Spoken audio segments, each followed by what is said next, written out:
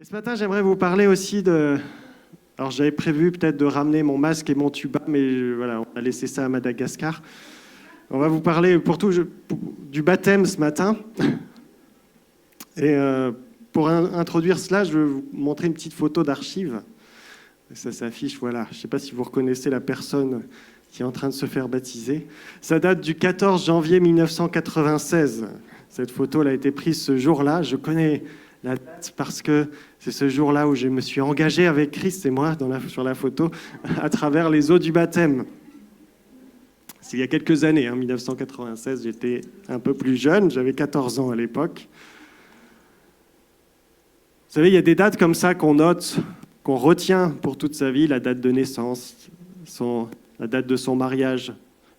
En tout cas, c'est important de le retenir, messieurs. La date, l'anniversaire de mariage.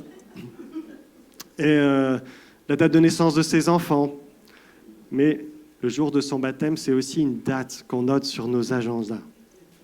Alors pour moi, ce n'est pas tellement un jour où j'ai vécu une expérience incroyable qui a bouleversé ma vie, ou ce n'est pas non plus le premier jour de ma relation avec Christ. Depuis tout petit, la présence pour moi de Christ, elle était quelque chose comme une évidence. Et depuis longtemps, j'avais cette relation personnelle avec mon Sauveur. Mais ce jour-là était quand même un jour particulier, un jour gravé dans ma mémoire, parce que c'était un jour où je célébrais devant tous ce que le Seigneur était pour moi. Je célébrais ce qu'il avait fait pour moi. Et j'ai aussi, ce jour-là, pris un engagement solennel, parce que c'est aussi ça le baptême. Je voulais plus simplement être un spectateur de l'action de Dieu, de la grâce de Dieu pour moi, mais je voulais aussi être celui qui m'engage et qui donne en retour pour ce que le Seigneur a fait pour moi. Alors cet après-midi, on va commencer une session de préparation au baptême, une nouvelle session, et je me suis dit que ça pourrait être utile pour nous tous, pour l'ensemble de l'Église, de réfléchir et de se rappeler quel est le sens du baptême. Pourquoi c'est un acte important dans notre histoire pour ceux qui sont déjà passés par là. Et peut-être pour ceux qui ne sont pas encore baptisés, peut-être se poser la question, certains se posent la question, est-ce que c'est utile ? Pourquoi se faire baptiser ? Alors j'aimerais qu'on regarde ce matin ce que nous dit la parole de Dieu, l'Écriture à ce sujet. Qu'est-ce que le baptême ? Est-ce que c'est important ? Pourquoi se faire baptiser ? Et ça sera pour nous aussi qui sommes déjà passés par là, l'occasion de se rappeler de l'importance de cette décision que nous avons prise il y a X années. Je sais qu'il y en a, ça fait plus que moi. Moi, ça fait plus que 28 ans. Vous voyez, il a bientôt 29 ans. Mais il y en a qui sont baptisés depuis plus longtemps. Et pour ça, je vous propose de regarder ensemble un petit passage du Nouveau Testament qu'on trouve dans la première épître de Pierre. 1 Pierre, chapitre 3, verset 18. On va lire ça ensemble. 1 Pierre, chapitre 3, verset 18 à 22. Christ aussi a souffert. Et ce, une fois pour toutes, pour les péchés. Lui, le juste, il a souffert pour des injustes, afin de vous conduire à Dieu. Il a souffert une mort humaine, mais il a été rendu à la vie par l'Esprit. C'est alors aussi qu'il est allé faire une proclamation aux esprits en prison, ceux-là même qui avaient été rebelles autrefois, lorsque la patience de Dieu se prolongeait à l'époque de Noé, pendant la construction de l'arche. Un petit nombre de personnes, à savoir 8, sont entrées dans ce bateau et étaient sauvées à travers l'eau. C'était une figure. Nous aussi, maintenant, nous sommes sauvés par un baptême, qui ne consiste pas dans la purification d'une impureté physique, mais dans l'engagement d'une bonne conscience envers Dieu. Il nous sauve à travers la résurrection de Jésus-Christ, qui est monté au ciel, a reçu la soumission des anges, des autorités, des puissances, et se trouve à la droite de Dieu. Voilà un petit texte, un petit passage qui donne un bon résumé de ce qu'est le baptême. Mais en même temps, je ne sais pas si on peut l'avouer, ce n'est pas le passage le plus facile à comprendre de la Bible. Et peut-être que certains avaient une autre traduction sous les yeux sur leur Bible, et vous avez peut-être remarqué qu'il y avait des différences parce que le texte qui a été écrit à la base en grec, est difficile à comprendre et difficile aussi à traduire. Et une des difficultés, c'est parce que nous, on est des Français du XXIe siècle et l'apôtre Pierre a écrit comme un juif du 1er siècle. Et à l'époque, on n'écrivait pas forcément de la même manière que nous aujourd'hui. Si on pouvait comparer un peu la façon d'écrire à un repas, on pourrait dire que nous, Français, d'habitude, on fait les choses dans l'ordre. Introduction, c'est l'entrée, on pourrait dire entrée, plat, dessert. L'entrée, ça serait l'introduction de notre propos. Ensuite, on aura les différents arguments, c'est les plats qu'on va servir. Et ensuite, on aura une conclusion, le dessert. C'est souvent comme ça qu'on fait des discours, qu'on écrit aujourd'hui. Et le texte qu'on vient de lire, c'est plutôt comme un sandwich. Un bon sandwich. Vous savez, un sandwich, ce sont des aliments entre deux pains, 2 tranches de pain. Et ici, les tranches de pain, si on reprend ces 5 versets, 5 versets, j'arrive plus à compter jusque 5. Si on regarde ce qui est au début et à la fin, c'est un peu, on pourrait dire, le pain qui entoure ce qui est au milieu du texte. Et c'est souvent comme ça qu'on écrivait, avec une idée, au début et à la fin, et au milieu, un développement différent. Les tranches de pain ici, c'est les versets 18-19 d'un côté, et le verset 22, qui parle de quoi? Qui nous parle de Jésus, du Christ. Christ qui a souffert, qui est mort, qui est ressuscité, qui est monté au ciel et qui règne dans sa gloire céleste aujourd'hui. Ça, c'est ce qui est dit au début et à la fin. Et d'ailleurs, si vous lisiez les versets 18, 19, puis 22, vous verrez que ça peut même presque s'enchaîner, comme si ce qui était au milieu était presque une parenthèse. Alors c'est du bon pain ici, c'est pas le pain de mie pas cher, ici c'est le bon pain à l'ancienne bien croustillant, c'est le pain de vie, c'est le Christ ici dont il nous est parlé. Mais entre le pain dans un sandwich, il y a des aliments au milieu, en général. Et de la même manière, les versets 20 et 21 constituent un peu ce qui est au cœur du message de ce que l'apôtre Pierre veut nous dire ici. Et de quoi il nous parle? Eh bien, du baptême. Du baptême comme un engagement. Du baptême avec cette image de Noé. On y reviendra tout à l'heure. Alors, on va essayer de comprendre un peu ce sandwich, ce texte, de se mettre à table, de déguster un peu ensemble la parole de Dieu. D'abord, on va parler un peu de ce qui est au début et à la fin. Il nous dit quelque chose du baptême. Au début et à la fin, c'est Christ, Jésus-Christ, l'œuvre de Jésus-Christ. Jésus qui est mort, dit le texte, qui est ressuscité, qui est revenu à la vie par l'Esprit, qui est monté au ciel, qui a démontré sa victoire sur toutes les dominations et qui règne pour l'éternité. Et pourquoi rappeler ça quand on parle du baptême? Parce que le baptême, c'est d'abord un acte qui nous rappelle l'œuvre de Jésus-Christ. Le baptême nous rappelle ce que Jésus-Christ a fait pour nous.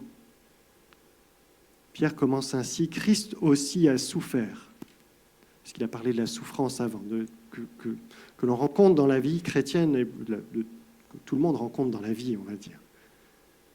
Et il dit, mais Christ aussi, il a souffert. Et ce, une fois pour toutes, pour les péchés. Pas pour ses péchés, pour nos péchés. Lui, le juste, il a souffert pour des injustes, afin de vous conduire à Dieu. Un beau résumé de l'Évangile. Christ est mort pour nous, à notre place, à cause de nos péchés. Lui, le seul juste qui n'a jamais péché, est mort pour les injustes, c'est-à-dire pour vous et moi. Alors parfois, certains disent, des injustes, bon, moi je ne suis pas quelqu'un d'injuste, moi je suis quelqu'un plutôt juste en général, c'est quelqu'un de bien. Vous savez, sur Internet, on trouve des explications que certains conducteurs envoient à leur assurance après avoir fait un accident, quand ils étaient a priori en tort. Et j'avais noté quelques-unes. Quelqu'un avait écrit apparemment un jour « En rentrant, je me suis trompé de maison, j'ai percuté un arbre qui ne devait pas être là. » Ou un autre, j'étais en train de négocier un virage quand j'ai croisé le regard de ma belle-mère et la voiture a percuté la barrière. C'est la faute de la belle-mère, hein, souvent. Ou encore un autre, j'avoue que j'aurais pas dû faire demi-tour sur l'autoroute avec ma caravane. Mais j'avais oublié ma femme à la station-service. Ouais, nous sommes très forts pour trouver des excuses, hein. Des excuses à nos erreurs. Mais il faut être honnête. Tout ce que nous faisons et tout ce que nous avons fait dans notre vie n'est pas juste. Qui n'a jamais blessé par ses paroles? Des paroles moqueuses, des paroles méchantes.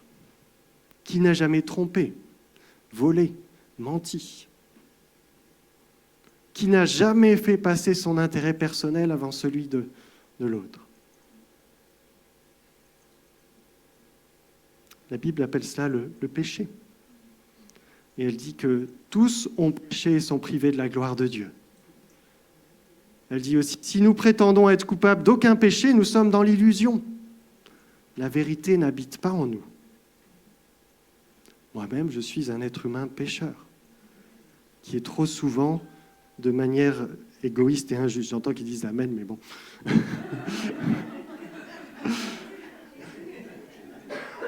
C'est pas une joie, c'est pas une fierté, hein. Mais c'est vrai.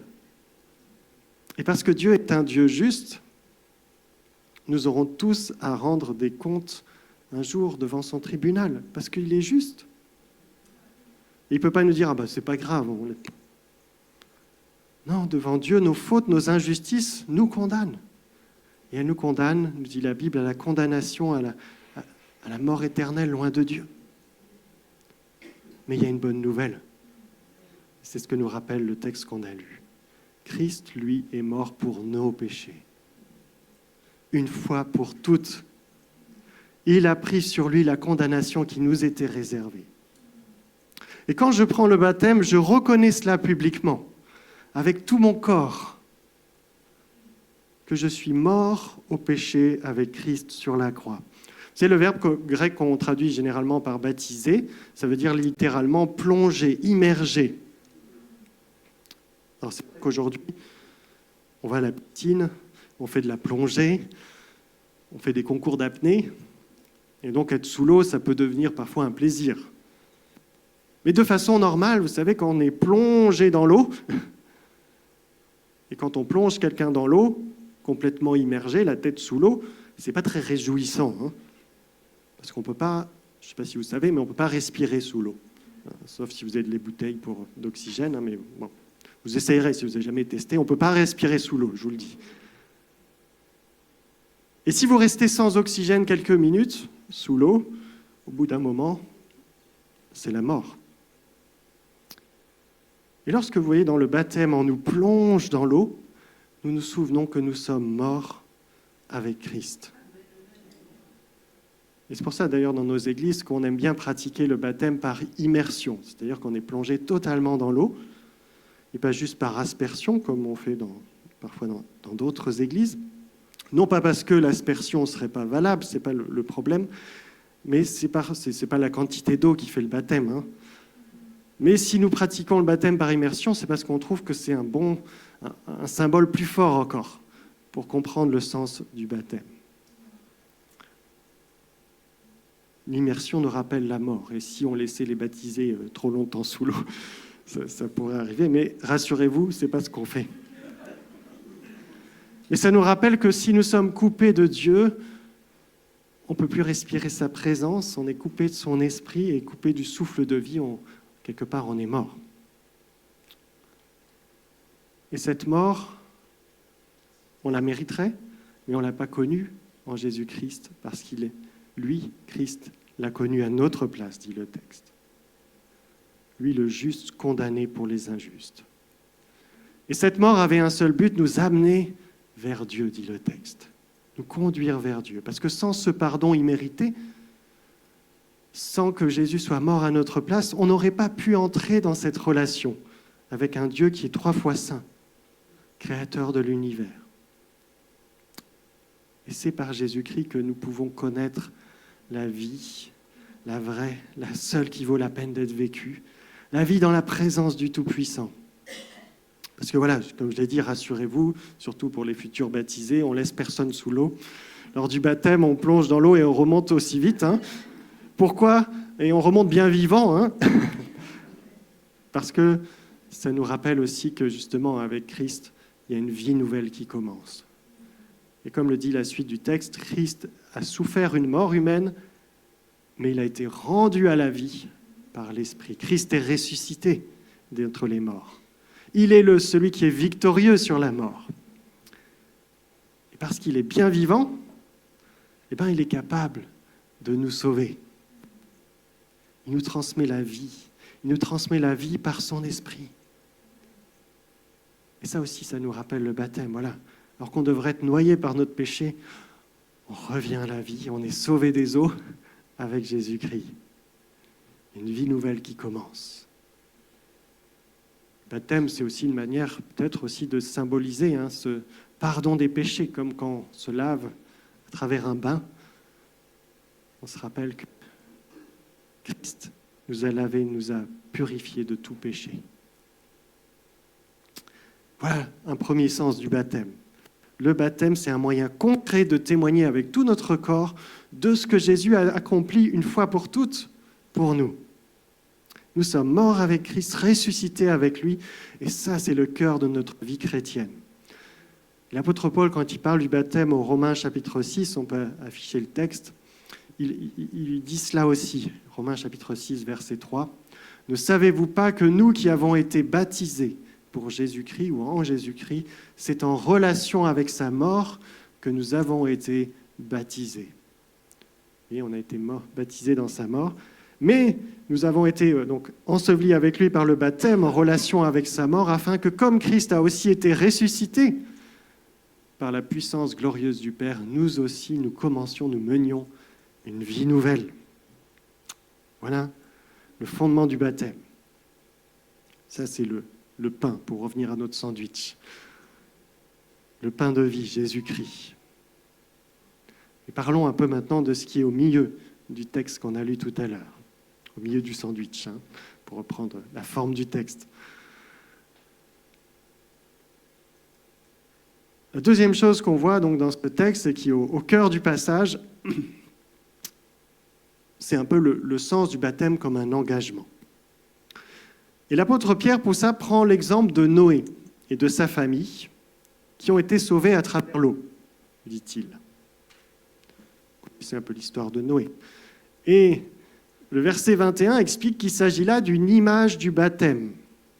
Nous aussi, maintenant, dit le texte, nous sommes sauvés par un baptême qui ne consiste pas dans la purification d'une impureté physique, mais dans l'engagement d'une bonne conscience envers Dieu.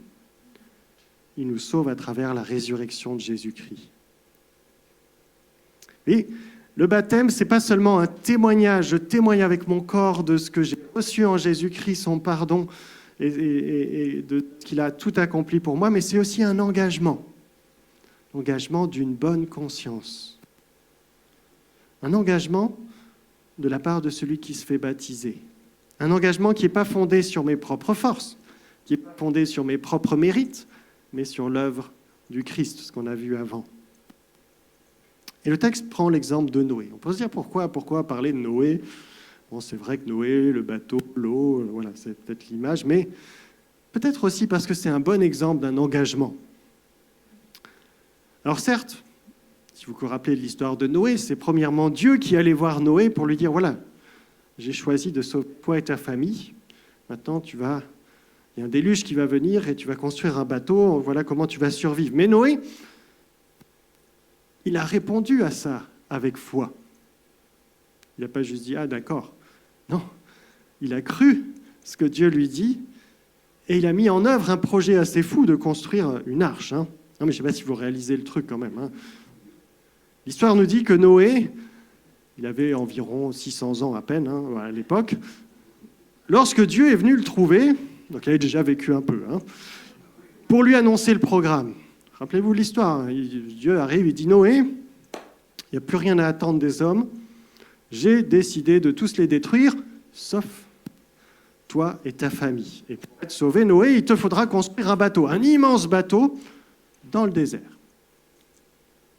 Et ensuite, tu feras entrer dans ce bateau un couple de chaque espèce d'animaux. J'enverrai ensuite une immense inondation, etc. Là, on peut imaginer Noé qui se dit, bon, maintenant, Seigneur, est-ce que je dois aller voir d'abord mon psy avant le bateau? D'abord, je construis le bateau, mais voilà. Mais non, Noé, il se met au boulot et il construit l'arche. Puis il y fait entrer tous les animaux. Le texte nous dit ça, mais moi, des fois, on s'amuse à imaginer ça. Déjà, je vois des gens qui ont du mal à faire rentrer leurs chiens. Mais les petits, les éléphants, les hippopotames, tout ça. Voilà. Et puis, une fois le bateau plein, Dieu va envoyer le déluge. Tout le monde est noyé, sauf Noé, parce que Noé, matelot. Voilà, bon, vous connaissez l'histoire. Noé envoie un corbeau à la ressèche de la chair. Bref, le corbeau tombe à l'eau et il revient bredouille en disant « Croix, croix ». Noé à la foi, il envoie une colombe. Il revient avec une branche d'olivier sous le bec. Noé est tout heureux. Tout le monde dit « Joyeux Noé, joyeux Noé ». Voilà. Bon, je m'égare un peu. Vous connaissez peut-être le sketch de SketchUp auquel je fais allusion ici. Mais qu'est-ce que je veux dire? C'est que oui, Noé, il a été sauvé par la grâce de Dieu.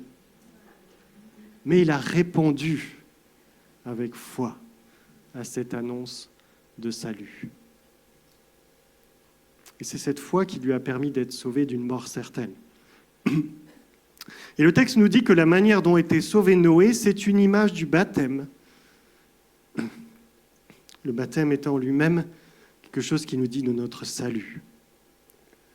Par le baptême, nous rappelons la grâce de Dieu pour notre vie. Le baptême nous rappelle l'œuvre de Jésus-Christ à la croix, qui est le seul moyen par lequel on peut être sauvé. Il n'y a pas d'autre moyen, c'est seulement par Jésus-Christ. Et le baptême nous rappelle que si nous pouvons être sauvés, c'est vrai, ce n'est pas par nos propres forces, ce n'est pas parce qu'on accomplit.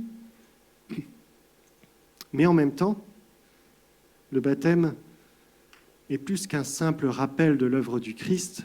Il manifeste publiquement notre réponse, notre engagement face à ce que Dieu a fait pour nous. Et par le baptême, nous disons devant tous, oui, je crois que le Seigneur a donné sa vie pour moi, que c'est ainsi que je peux être sauvé et je proclame ma foi. Et comme pour les contemporains de Noé, on a un choix. Comme pour Noé, nous pouvons refuser. Nous pourrions dire « tout ça, c'est que du baratin, ça ne m'intéresse pas » face au message du salut, ou nous pouvons y croire. On peut dire oui à Dieu et le dire à travers le baptême avec tout notre corps pour manifester notre désir de vivre une vie nouvelle avec Christ.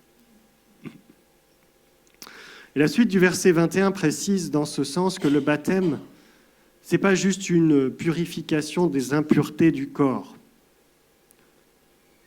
On peut comprendre ça de différentes manières. Ça veut dire que ce n'est pas juste un bain. Non. Le baptême, ce n'est pas juste on prend son bain devant tout le monde, tout habillé. Mais ça pourrait aussi être dans un sens même spirituel. Mais là, en tout cas, de dire d'être lavé de nos péchés, mais c'est plus que ça.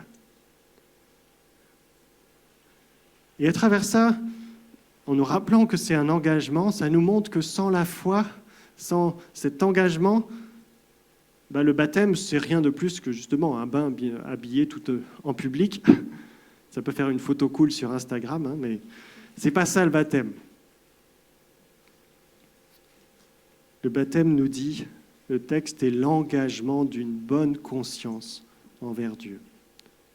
Un engagement fait d'une bonne conscience, c'est-à-dire un acte choisi. Et pour ça, il faut que le baptisé puisse pleinement faire le choix. Il doit être capable de l'exprimer, de le faire librement. Et c'est pour ça que dans nos églises, nous ne baptisons pas les nouveau-nés. Parce qu'un nouveau-né n'est pas capable, un bébé n'est pas capable d'exprimer d'une bonne conscience sa foi en Christ. Et il faut avoir atteint l'âge de raison, au moins, en tout cas, pour ça. Le baptême, c'est donc un acte qui va témoigner de notre foi en l'œuvre de Jésus-Christ.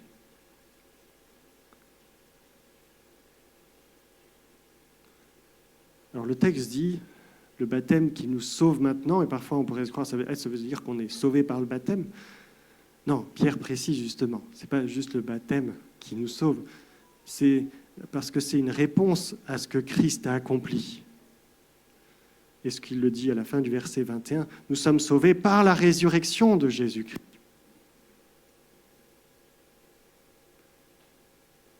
Et c'est ça qui est fondamental. Ce n'est pas juste l'acte du baptême, c'est ce qui signifie. Je crois que Jésus est mort et ressuscité, et je veux le suivre. Et ça, c'est ma réponse, c'est la foi à ce que Dieu a accompli pour moi. Et ma réponse à ce que Dieu a accompli pour moi produit le salut. Et j'en témoigne par le baptême, je le manifeste par le baptême. Et vous voyez, cette foi, elle ne s'appuie pas non plus sur quelque chose de subjectif ou quelque chose d'imaginaire, mais quelque chose de réel. Jésus est bien vivant. Nous dit le texte, il est mort, il est ressuscité, il est revenu à la vie, il règne. Et c'est parce que notre foi s'appuie sur cette réalité que nous pouvons être sauvés. Croire en l'existence des extraterrestres ou du Père Noël, ça ne vous sauvera pas. Seule la foi en Jésus-Christ, mort, ressuscité, peut nous sauver. Vous voyez, donc le baptême est un engagement envers Dieu devant tous. C'est un acte de foi, et la foi nous engage. La foi de Noé lui a coûté beaucoup de travail, en tout cas, pour construire l'arche. Peut-être aussi des moqueries, on peut imaginer, de ceux qui le voyaient construire un bateau au milieu du désert. Et notre foi en Jésus-Christ nous engage, et quand vous lisez le reste de la première épître de Pierre, il y a toute cette réflexion sur l'engagement, sur ce que ça signifie. Et parfois, voilà, les moqueries, les incompréhensions aussi du monde qui nous entoure, parfois une forme de souffrance aussi. Mais par le baptême, je dis, voilà, je veux mettre ma vie au service du Christ et je m'engage avec tout mon corps, tout mon être devant Dieu. On montre qu'on ne veut pas vivre notre vie comme ça, mais la mettre à la suite du Christ. Et comme pour Noé, ça a des conséquences. Ça demandera peut-être parfois de persévérer, parfois peut-être des moqueries, ou on nous regarde un peu bizarre quand on parle de ce qui est central pour nous.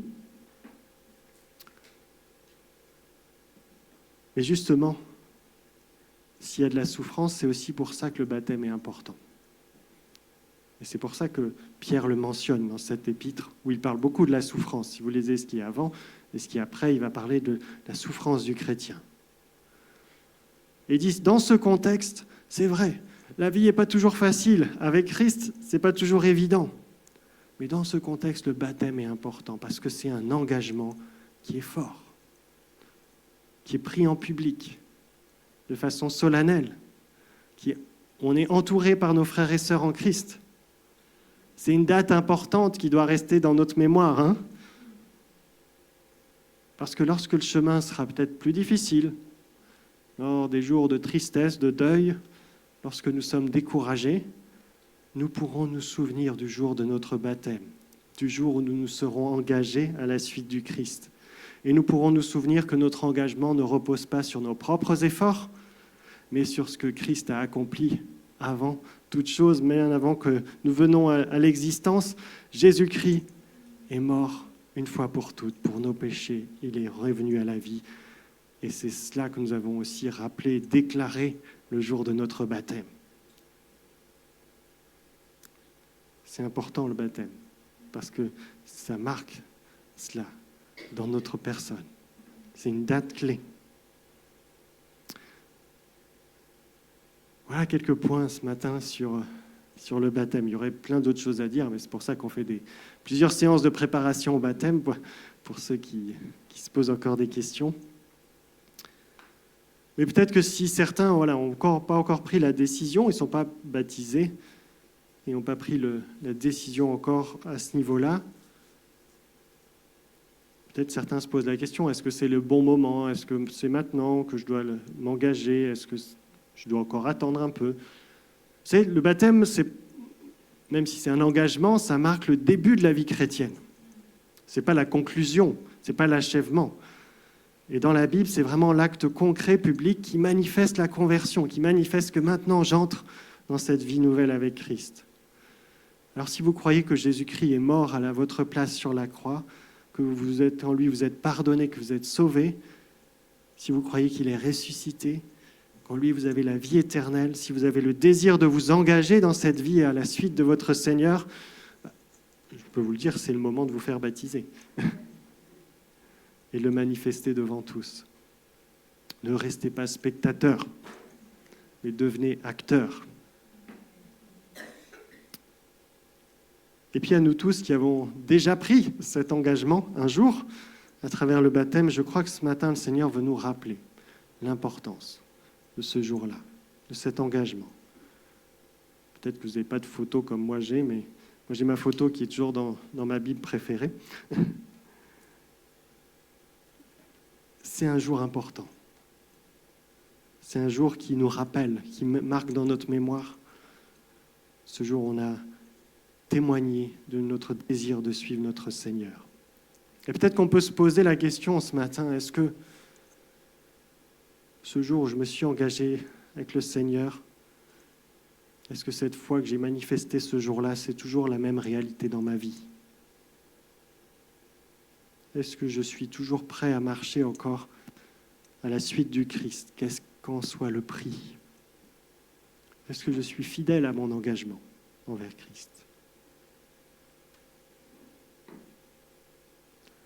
Et à chaque fois qu'il y a des baptêmes dans l'Église, c'est une occasion de se souvenir et de se poser sa question. Ah Seigneur, moi je me suis engagé, mais je fais le point aussi là-dessus.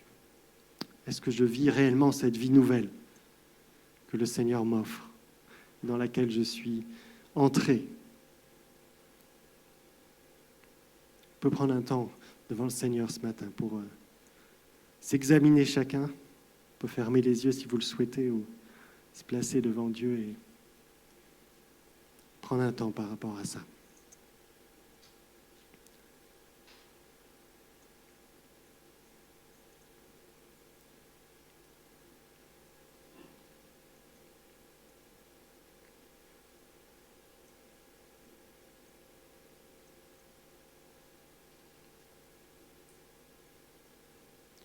Seigneur notre Dieu, nous sommes là devant toi ce matin et tu nous rappelles par ta parole la beauté et l'importance du baptême dans la vie chrétienne. Et Seigneur, je veux te dire merci pour tout ce que tu as accompli pour nous. Parce que Seigneur, c'est vrai que si on s'engage par le baptême, ce n'est pas par nos propres forces. Ce n'est pas parce qu'on a mérité quelque chose. C'est parce que toi, tu as, une fois pour toutes, accompli à la croix notre salut. Toi, tu es mort pour nos péchés. Toi, tu es ressuscité pour démontrer ta victoire sur la mort et le péché. C'est ton œuvre, Seigneur, par laquelle nous pouvons vivre pour l'éternité dans ta présence. Seigneur, donne-nous de nous en souvenir chaque jour. Et Seigneur, je te prie pour que tu parles aussi ce matin à ceux et celles qui se posent peut-être la question du baptême. Et Seigneur, que tu puisses montrer à celles et ceux que tu appelles, Seigneur, que c'est peut-être le temps aussi ce matin. Je te prie pour ceux qui ont déjà pris la décision et je te prie de les bénir aussi, de les encourager dans ce cheminement jusqu'au jour du baptême où nous tous serons là, témoins, Seigneur, de leur engagement. Sois avec eux durant ce temps de préparation. Viens confirmer par ton Esprit Saint, Seigneur, ce que tu as mis en eux. Et Seigneur, je te prie pour nous tous qui sommes déjà passés par le baptême, que tu viennes encore nous aider à nous rappeler de ce jour important, de l'engagement que nous avons pris à ce jour-là. Viens rendre vivant chaque jour, Seigneur, cet engagement du baptême que nous avons pris il y a parfois de nombreuses années. Et Seigneur, on a besoin de ton Saint-Esprit pour cela. Pour la vie chrétienne, sans ton Esprit, on ne peut pas marcher, Seigneur. Alors viens encore par ton Saint-Esprit renouveler la joie qui était la nôtre, la joie du salut, la paix que nous avons ressentie, Seigneur, lorsque nous sommes engagés avec toi. Viens renouveler cela par ton Saint-Esprit, Seigneur, chacun d'entre nous ce matin. Nous prions au nom de Jésus. Amen.